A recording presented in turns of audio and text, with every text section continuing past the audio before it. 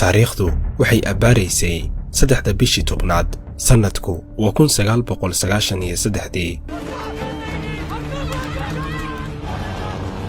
guuto ciidan ah oo ka kooban 19 diyaaradood 12 taangi iyo 160 askari oo ka mid ah waaxda howlgallada gaarka ah ee ciidanka Mareykanka ee loo yaqaano Delta Force ayaa u soo dhaqaaqay dhanka bartamaha Muqdisho. We must pursue new diplomatic efforts to help the Somalis find a political solution to their problems. علم هذين أصلا مدح نقدر هذا عايزين مدح نقدر هذا تذكرين مدح نقدر من النبي سافر عقول اسمه هاي. وبعدها يعني اعتبرته الأمم المتحدة بأنه مجرم حرب. yoolku wuxuu ahaa soo qabashada mid ka mid ah hogaamiyayaashii ka dagaalamayay magaalada Muqdisho. Here you can see the very beginning of the mission. wuxuu ahaa howlgal lagu mudeeyay inuu socdo 1 saac oo kaliya ka hor inta aanu isku bedelin mid qaata maalmo laguna laayay tobaneeyo commandoska Mareykanka ka tirsan.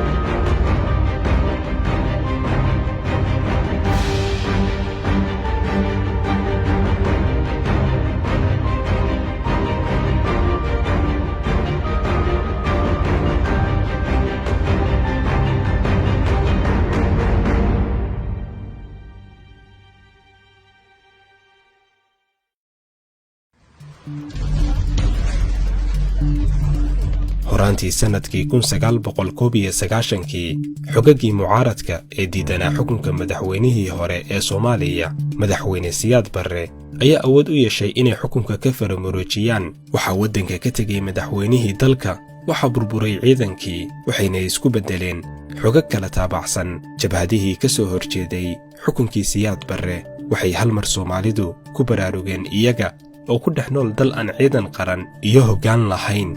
waxaa samaysmay jabhado dhowr ah oo badankood hayb qabiil xambaarsan sida jabhadihii SPM, SDM, SSDF iyo SNM. qorshuhu wuxuu ahaa in xilka laga tuuro Siyaad Barre laakiin ma jirin qorshe iyo yool cad oo ay ka midaysnaayeen jabhadahani taasi oo qeexaysa qaabka dalka loo maamulayo Siyaad Barre gadaashii. midda kale waxaa jirtay in qof waliba inuu isagu rabo inuu madaxda noqdo. علم هذين أصلا مدح نقدر هذا عايزين مدح نقدر هذا تذكرين مدح نقدر من النبي سافر عقول اسمه هاي. لكن هذه حاجة لقايكم مشكلة ده وجوه إنه حاجة هراي هاي تاهر مركب حماتين مثل كلام من وحاجات واي. markii ay gaareen yoolkoodii ahaa in xukunkii kaligii talisnimo la rido waxay noqdeen jabhadihii shalay iskarabsanayay kuwa iyagu ku loolama hoggaanka dalka. jabhad walbana waxay u tafaxaydatay sidii ay iyadu ku hanan lahayd talada dalka. arrintani ayaa keentay in dagaallo xooggan oo aan waxba la isugu reeban ay ka qarxaan caasimadda dalka iyo gobolladii kale qaybtood.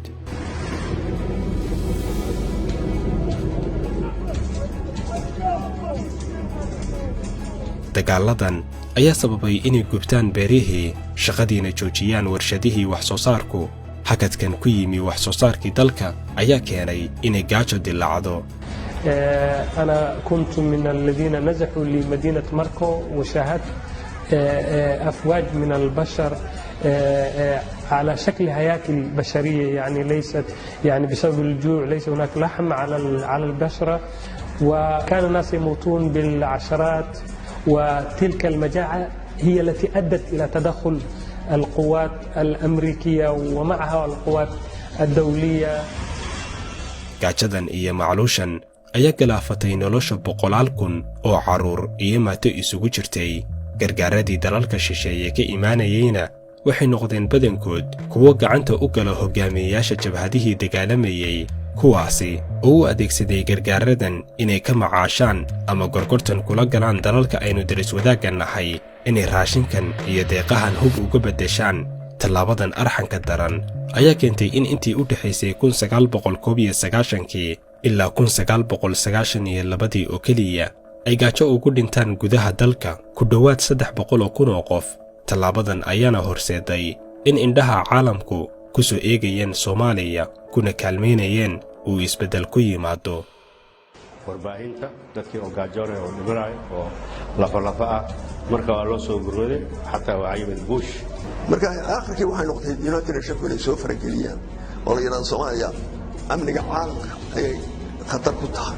loolanka ugu weyn wuxuu u dhaxeeyay madaxweyne Cali Mahdi iyo Generaal Maxamed Faarax Caydiid bishii toddobaad sanadkii 1991 shirweynihii dib u heshiisiinta ee ka dhacay Djibouti ayaa loogu doortay Cali Mahdi inuu noqdo madaxweyne ku meel gaar ah muddo 2 sano ah laakiin Caydiid oo isku arkayay xilligaasi inuu door weyn ku lahaa burburinta xukunkii madaxweyne Siyaad Barre isaguna uu xaq u leeyahay inuu dalka hogaamiyo ayaa ka biyadiiday heshiiskan lagu gaaray Djibouti.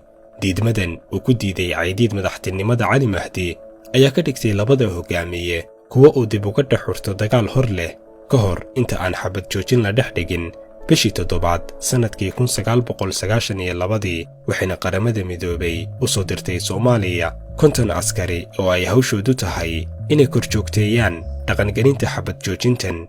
bishii 8aad ee isla sanadkaasi 1992 Mareykanka ayaa bilaabay inuu damac ka galo Soomaaliya wuxuuna xilligaasi bilaabay faragelin qaawan oo uu ku soo faragashanayo Soomaaliya kadib markii uu soo daabulay 400 oo askari iyo 10 diyaaradood oo ah nooca loo yaqaano C-130.